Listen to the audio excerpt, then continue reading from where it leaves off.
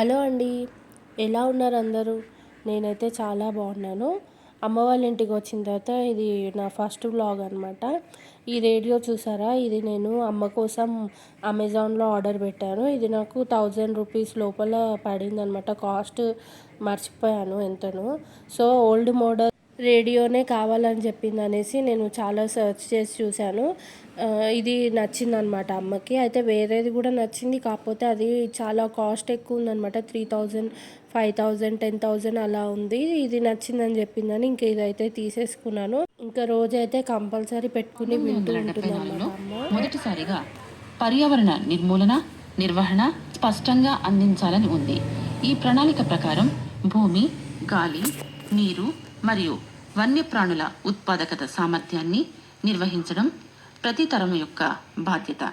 ఇది ఆరోగ్యవంతమైన వాతావరణ మా ఇంటి నుంచి అమ్మ వాళ్ళ ఇంటికి నేను ఎర్లీ మార్నింగే బయలుదేరిపోయాను. సో కరెక్ట్ టిఫిన్ టైంకి అమ్మ వాళ్ళ ఇంటికి రీచ్ అయ్యాను అనమాట. అందుకే ఇంకా నేను వచ్చేసాక వేడివేడిగా ఇక్కడ నాకు టిఫిన్ ఏర్పాటు చేస్తుంది అమ్మ. ఒకవైపు ఆల్రెడీ టమాటా పల్లీలు వేసి చట్నీ చేసేసింది, ఇంకోవైపు సాంబార్ పెడుతుంది, అలాగే దోశలు వేస్తుంది అనమాట. ఇంకా మా అన్నయ్య కూడా ఇంట్లోనే ఉన్నాడు. ముగ్గురం కలిసి టిఫిన్ చేయాలన్నమాట.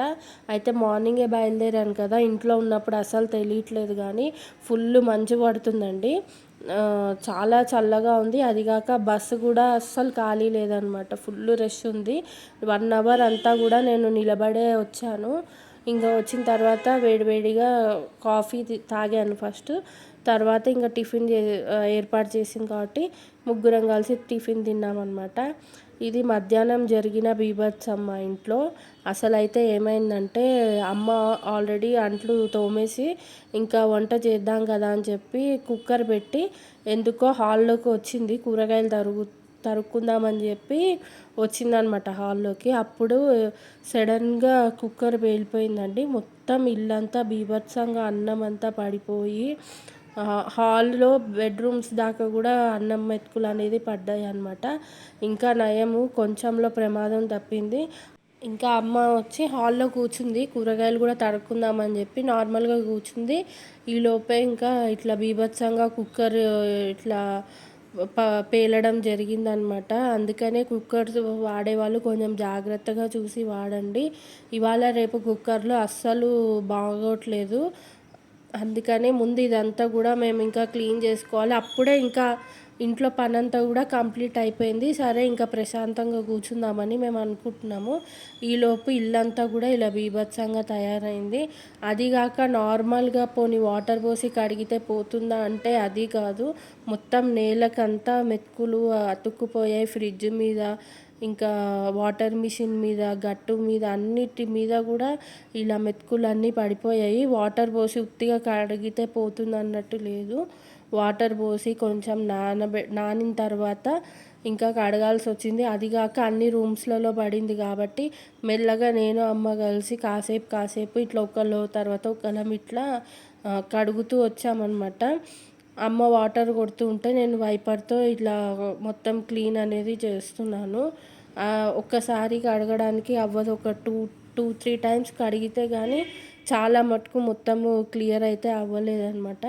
ఇంకా నాకు అది నడుము మీద వెయిట్ పడి కూడా నాకు కొంచెం పెయిన్ వచ్చింది. కాకపోతే అమ్మ ఒక్కతే అంత పని చేసుకోలేదు కదా, అందుకని చెప్పి ఇంకా నేను అమ్మ ఇద్దరం కలిసి ఎలాగో అలా ఇల్లు క్లీన్ చేసేసాము. కాకపోతే మొత్తం మెతుకులు అయితే పోలేదండి, ఒక 90-95% పోయింది. మిగతాది కూడా కొంచెం మెతుకులు అలాగే ఉండిపోయాయి. ఇంకా తర్వాత దాని సంగతి చూడొచ్చులే అని చెప్పి ముందు మాతో ఎంత అవుతుందో అంత అయితే క్లీన్ చేసుకున్నాం అనమాట ఇల్లంతా కూడా. ఇది చేసే వరకే మాకు 1-2 గంటల వరకు టైం పట్టింది. మా ఎనర్జీ మొత్తం అయిపోయింది. ఇంకా మేము అప్పటికి లంచ్ కూడా చేయలేదు కదా, అది కూడా మాకు ఫుల్ ఆకలి వేస్తుంది అనమాట. ఇంకా మళ్ళీ అదంతా క్లీన్ చేసుకుని మళ్ళీ మేము వంట చేసుకున్నాము. ఇదంతా అయ్యేటప్పటికి సాయంత్రం అయిపోయింది మాకు టైం అంతా. అదిగాక కుక్కర్ అంతా కూడా హ్యాండిల్స్ అవన్నీ కూడా విరిగిపోయినాయి. ఇంక ఇప్పుడు ఆ కుక్కర్ ఎలాగో వాడంలేండి, ఎక్స్చేంజ్ అంటే ఇంకా అది తీసేసి వేరే కుక్కర్ అయితే కొనుక్కోవాలి.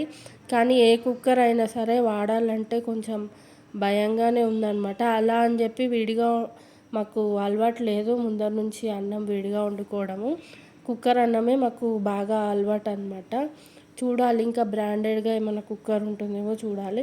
ఎంత కడిగినా కూడా మళ్ళీ వాటర్ పోయంగానే ఎక్కడి నుంచో అక్కడ నుంచి మెతుకులు వస్తూ ఉన్నాయి. సో క్లీన్ చేసిన తర్వాత కూడా ఒక బిట్ తీసాను. చాలాసేపు నేను అమ్మ మా ఎనర్జీ మొత్తం పెట్టి ఇల్లంతా క్లీన్ చేసిన తర్వాత ఇదన్నమాట పొజిషన్. ఇప్పుడు ప్రశాంతంగా ఉంది ఇల్లు చూస్తుంటే. ఇంతకుముందు అంతా అన్నం మెతుకులతో ఇల్లంతా నిండిపోయింది. ఇప్పుడు ఇదంతా క్లీన్ చేసుకున్న తర్వాత కొద్దిగా పర్లేదు. మీరు చూస్తున్నట్లయితే ఈ గట్టు వెనక కిటికీకి అవంతా కూడా మెతుకులు ఉన్నాయి. అవి ఎలా క్లీన్ చేయాలో కూడా మాకు అర్థం కావట్లేదు. దాని సంగతి ఇంకా తర్వాత చూద్దాంలే అని ఇంకా దాన్ని అయితే వదిలేసాము. ఎందుకంటే ఇప్పుడు మాకు జీరో ఎనర్జీ, అస్సలు ఎనర్జీ అయితే లేదనమాట. ఇంకా మీరు గట్టు మీద చూస్తున్నారు కదా, స్టవ్ మీద ఆల్రెడీ మేము కుక్కర్ కూడా పెట్టేసుకున్నాము. అన్నము తిన్న తర్వాత నెక్స్ట్ డే ఇక చూసుకుందామని చెప్పి ఇంకా ఆ రోజు నైటే నాకు బాగా స్వీట్ క్రేవింగ్ అనిపించింది. మా ఊర్లో ఎలాగో నేనేమీ తినలేను, ఎక్కువ బయట నుంచి తెప్పించుకోబుద్ది కాదని చెప్పేసి స్వీట్ అయితే మలాయి చెంచం అనేది తెప్పించుకున్నాను. చాలా టేస్టీగా ఉండిందనమాట. నాకు చాలా బాగా నచ్చింది. ఏమైనా తినాలనిపిస్తే హైదరాబాద్ వచ్చినప్పుడే నేను ఫుల్ ఎంజాయ్ చేస్తాను. మళ్ళీ మా ఇంటికి వెళ్ళిన తర్వాత నాకు అసలు ఆప్షన్ అనేది ఉండదు అనమాట. సో నేను మెంతి కూర కూడా వేశాను కదా, అదంతా మా హస్బెండ్ వీడియో తీసి పంపించారనమాట నాకు. చాలా గుబురుగా, ఇంత కూడా ప్లేస్ గ్యాప్ లేకుండా చాలా బాగా వచ్చినాయి మూడిట్లో కూడా. లాస్ట్ టైం వేసిన దానికంటే ఈసారి ఇంకా బాగా వచ్చింది. ఎవరైనా మెంతి కూర వేయాలనుకుంటే ఫస్ట్ టైం ట్రై చేస్తున్న వాళ్ళైతే ఇట్లా వాటర్లో నానబెట్టి వేసుకోండి, ఈజీగా వస్తుంది. సో ఇవాళకి ఇంతేనండి వీడియో. ఈ వీడియో మీకు నచ్చిందని అనుకుంటున్నాను. నచ్చితే కనుక తప్పకుండా లైక్ చేయండి. ఫస్ట్ టైం మన ఛానల్ని చూస్తున్నట్టయితే ప్లీజ్ దయచేసి సబ్స్క్రైబ్ చేసుకోండి. మరొక వీడియోలో మళ్ళీ కలుద్దాం. అంతవరకు thanks for watching. Take care. Bye bye.